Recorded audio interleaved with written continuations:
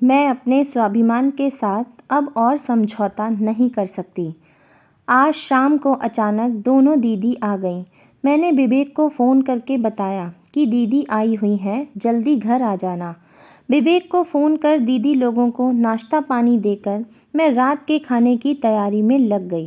तभी विवेक भी आ गए। वह लोग आपस में बैठकर बात कर रहे थे कि तभी दोनों दीदी ने कहा, भाभी आप खाना तैयार रखो, हम अभी बड़े भैया के घर से होकर आते हैं। प्रीति ने कहा, दीदी खाना तैयार है, आराम से खाकर चले जाना, मैं तब तक सारा काम निपटा लूँगी। क्या भाभी, आपको तो बस अपने काम की ही पड़ी रहती है। अरे 2-4 दिन देर से काम कर लोगी और नहीं सोओगी तो क्या फ़र्क पड़ जाएगा, हम कहाँ रोज़ रोज़ आते हैं। तब विवेक ने कहा, दीदी प्रीति सही कह रही है, खाना ठंडा हो जाएगा, पहले खा लो। पैसे भी अब ज़्यादा टाइम हो रहा है, कल भैया के घर चले जाना। तू भी अब उसकी हाँ में हाँ मत मिला। अरे उनको पता चलेगा हम शाम के आए हुए हैं और अब तक उनके यहाँ नहीं गए तो उनको कितना बुरा लगेगा।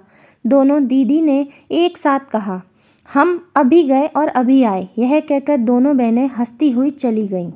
यह पहली बार नहीं हुआ था। प्रीति की दोनों नंदों को हमेशा से यही आदत है, शाम को आएंगी और फिर गप्पे मारती रहेंगी। जैसे ही खाने का टाइम हुआ दोनों बड़े भैया के मिलने कहकर चली जाती हैं। शुरू में तो प्रीति ने खाना बनाया ही नहीं। उसने सोचा खाने के समय वहाँ गई हैं तो खाना खाकर ही आएंगी। लेकिन देर रात आने के बाद दोनों ने साफ शब्दों में बोल दिया, प्रीति खाना तो हम अपनी माँ के साथ ही खाएंगे। हाँ तुम्हें देर होती है तो सो जाया करो, हम अपना बना लिया करेंगे। आप प्रीति ने कहा, दीदी सोने की बात नहीं है, आपको पता है ना अगले दिन मुझे ऑफिस भी जाना होता है और मुझे सभी तैयारियां करनी होती हैं, बस यही दिक्कत है और कुछ नहीं। अब तो कई सालों से प्रीति को इन बातों की आदत पड़ गई थी। सासू माँ भी नहीं रहीं, फिर भी नंदों की वही आदत थी। अरे बड़ी भाभी ने तो खाने में बहुत ज़ोर दिया था, लेकिन हमने कह दिया कि विवेक हमारा इंतज़ार कर रहा होगा, इसलिए हम आ गए, वरना दोनों लोगों ने खाना बना कर रखा था।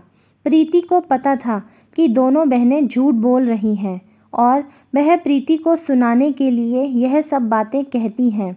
एक दिन प्रीति शाम के खाने की तैयारी कर रही थी कि उसकी बड़ी ननद आ गई। प्रीति ने नमस्ते करते हुए कहा, दीदी आपने तो आने की कोई खबर भी नहीं दी, क्या देनी थी, अपना ही तो घर है। चाय नाश्ता देने के बाद प्रीति ने कहा, खाना भी तैयार है। यह सुन उसकी ननद बोली, खाना तो मैं बड़े भैया के घर से वापस आकर ही खाऊंगी, तुम्हें जल्दी है तो तुम लोग खा लो। ऐसी बात नहीं है दीदी, वो आज मेरा व्रत था ना, तो सोचा पहले बड़ों को खिला दूं, उसके बाद ही खाऊं। भाई तुम्हें नियमों की इतनी ही चिंता है तो थोड़ी देर रुक जाओ, हमें भी तो दुनियादारी निभाने दो। बड़े भैया को पता चला तो बुरा मान जाएंगे कि मैं उनसे मिलने नहीं आई, फिर आकर खाना खाती हूँ। और ननद रानी बड़े भैया के यहाँ चली गई। उनको पता था प्रीति का व्रत है, उसके बाद भी वह रात को 11 बजे वापस आईं। प्रीति जल्दी से खाना दे दो, बहुत भूख लगी है। बड़ी भाभी ने तो खाने पर बहुत ज़ोर दिया, पर मैंने मना कर दिया कि प्रीति मेरा इंतज़ार कर रही होगी। तुमने और विवेक ने तो खाना खा लिया होगा ना? नहीं दीदी, यह भी आपका इंतज़ार कर रहे थे। यह कहते हुए प्रीति ने दोनों भाई बहन के लिए खाना परोस दिया और खुद रोटियां सेकने चली गई। प्रीति रोटी लेकर आई तो उसने देखा कि उसकी ननद रोटी को उलट पलट कर देख रही थी। उसने पूछा, दीदी क्या हुआ? कुछ नहीं, मुझे रोटी कुछ कच्ची लग रही है। प्रीति दीदी के लिए दूसरी रोटी लाकर दो, विवेक ने कहा।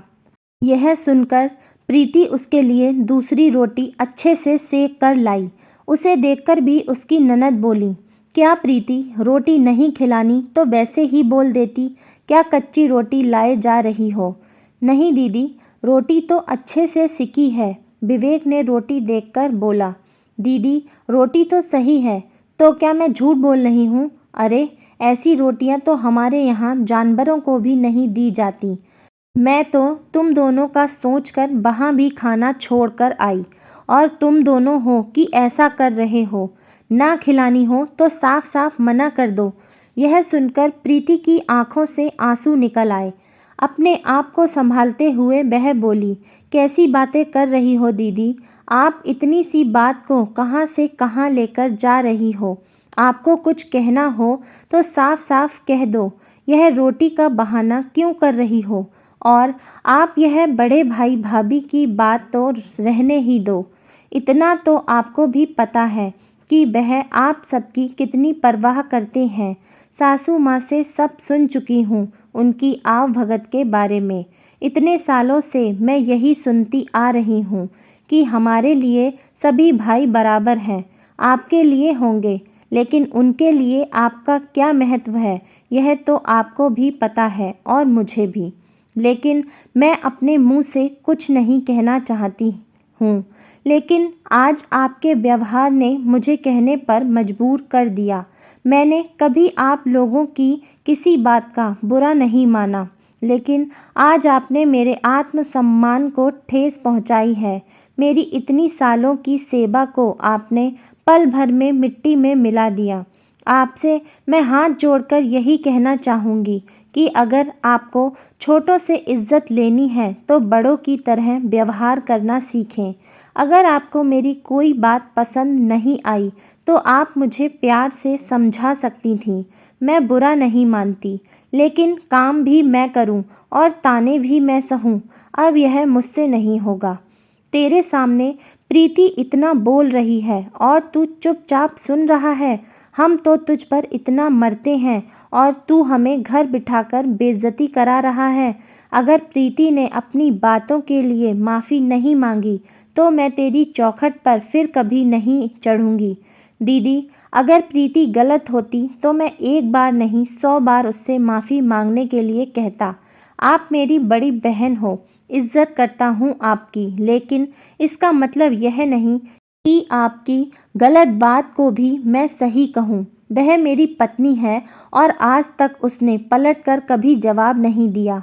हर बात की एक सीमा होती है, उसका भी आत्मसम्मान है। आप मेरी बड़ी बहन हो और आपके लिए मेरे घर के और दिल के दरवाजे हमेशा खुले हैं। आप जब चाहें आओ, यह आपका ही घर है। आगे जो आपका दिल कहता है। विवेक ने दोनों हाथ जोड़ लिए। यह सुनकर प्रीति की ननद कुछ ना बोली और सुबह चुपचाप चली गईं। प्रीति ने सोचा, जो रिश्ते बस हमें तकलीफ दें उससे दूर हो जाना ही बेहतर है। प्रीति ने कभी भी नंदों की इज्जत सम्मान में कोई कमी नहीं रखी, लेकिन शायद कुछ लोगों को यह रास नहीं आता। यही हाल प्रीति की नंदों का भी था। अगर हम चाहते हैं सामने वाला हमें इज्जत दे तो बदले में हमें भी इज्जत और प्यार देना पड़ेगा, क्योंकि डरा धमकाकर इज्जत नहीं पाई जाती। यदि कहानी पसंद आई हो तो लाइक करें, शेयर करें और ऐसी ही और कहानियों के लिए हमारे चैनल को सब्सक्राइब करना बिल्कुल भी ना भूलें। कहानी देखने के लिए आपका बहुत बहुत धन्यवाद।